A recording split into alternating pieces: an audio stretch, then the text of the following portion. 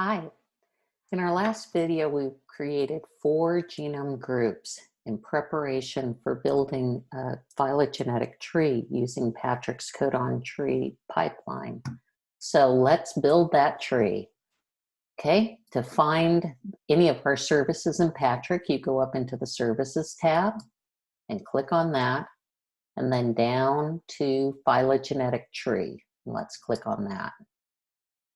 And this is for the Codon trees pipeline. The Codon trees pipeline uses both protein sequences and the corresponding nucleotide gene sequences that go with those proteins. The way it finds the proteins is it looks for Patrick's PG fams, the global Patrick families, and it finds those that are shared, and then it generates a tree with both amino acid and nucleotide sequences. And it's pretty awesome because it tells you how many both amino acid and nucleotide characters were used to build the tree. The report on the tree will also tell you potentially problematic genomes. It'll tell you how many genes you looked for and how many it was able to find. It's a very powerful service, and I think you're going to like it a lot. Now you can see here it requires at least 4 and up to 100 genomes. There's a secret. Actually, it can take 200. Just don't tell anybody. Okay. So first, let's look for our genome groups. And we recently created 4 different groups. And it shows the most recent genome groups I created, but I could also search for them here.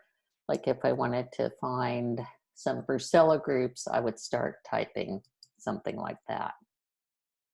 Okay, but I have my most recent groups. So I click, and the last group I created was Blockmania, those endosymbionts from ants, named for Friedrich Blockmann.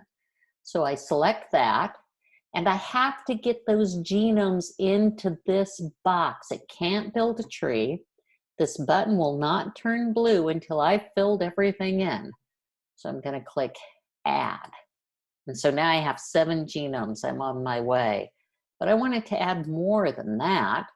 And Wigglesworthia, named for Sir Vincent Bryan Wigglesworth, the insect physiologist. And oh, these are the tsetse fly endosymbionts. We have to include those. So let's add that. And then we had Raisa.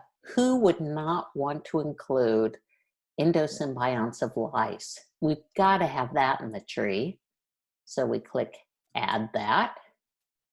And the last one was Buchnera. So I'm going to click on that and add that group. Now these are all public genomes, but often one of the main reasons people come to Patrick and use this pipeline is so that they can add their own private genomes.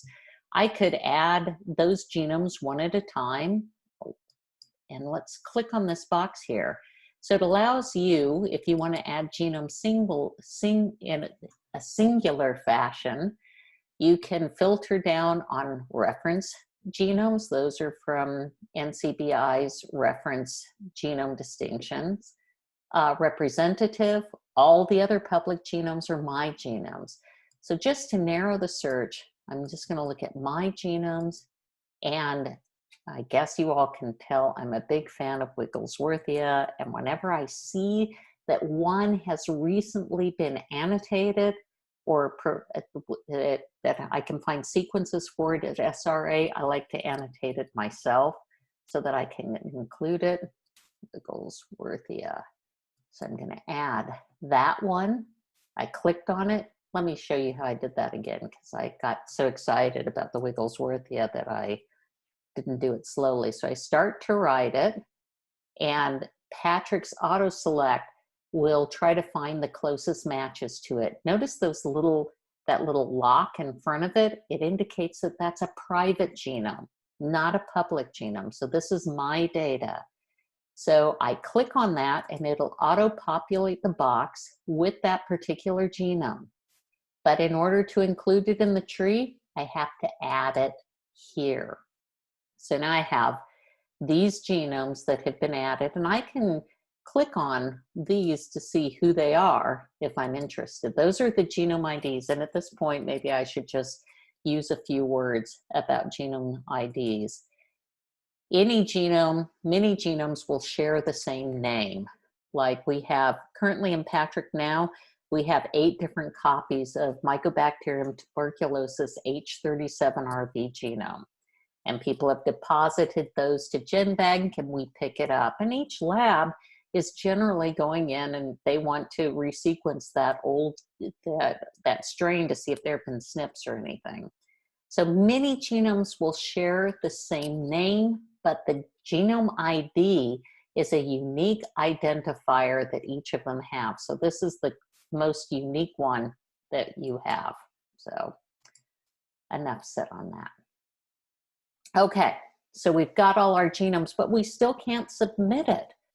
Well, because we have to fill in the parameters.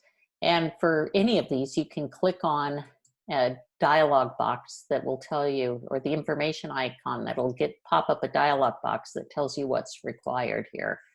But first I'll start with it. So first we need an output folder. I'm going to show you how to create a new folder. So I click on this, the folder icon, and it opens up a folder window that's in my workspace. And then I'm going to create a new folder here. Here I could upload data, but I'm going to create a new folder. So I click on that.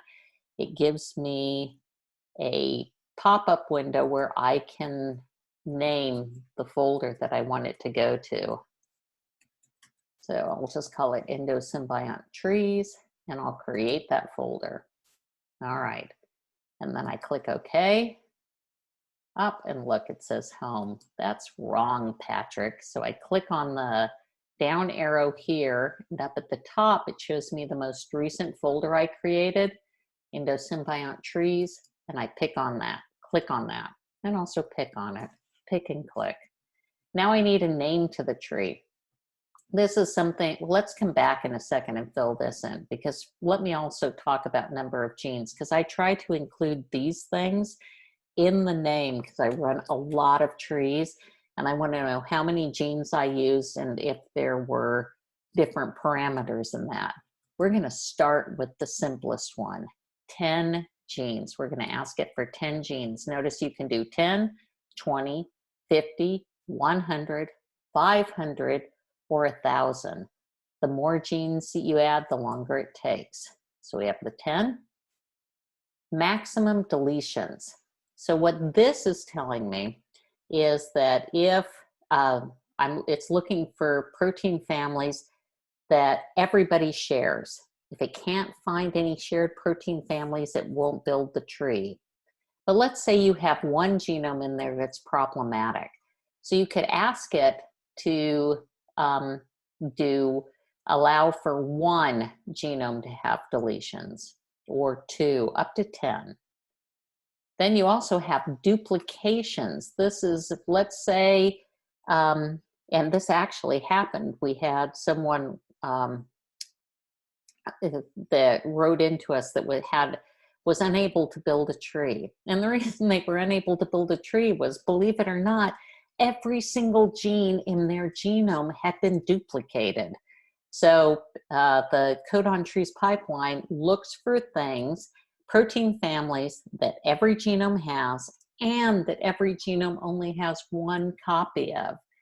So this guy was out of luck until I told him, oh, you can add the duplications of 0 to 10. So then it'll say, oh, well, all of these genomes have 1 copy of the gene in this particular genome family, but this guy has 2. It's okay, we'll choose that one. And you may ask, which one would they choose of the 2? It chooses the one that has the closest homology to the other 2. So we're going to start small. 10 genes, 0 deletions, 0 duplications. I still can't submit it because I haven't named it. So I'm going to do that. Endosymbionts, May 2020. I run a lot of these. I just like to see it all in front of me. That you can name your trees anything you want, but this is how I name it.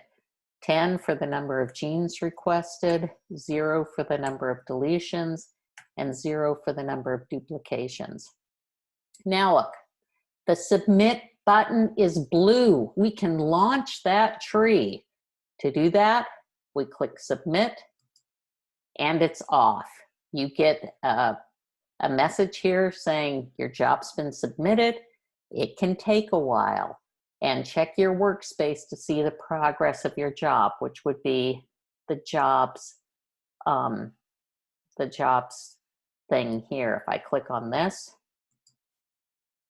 it'll show me that my job is currently running.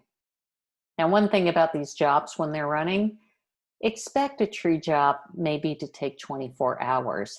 You can let us know if it's longer than that, but sometimes these take 24 hours. So we've submitted the job. Now we got to wait for it to finish. I know that you are all on the edge of your seats, as am I, to see what this endosymbiotic tree looks like. So join me for the next one, the next edition of the Codon Tree webinar series, and we'll look at the job that's completed. Thanks a lot. Bye.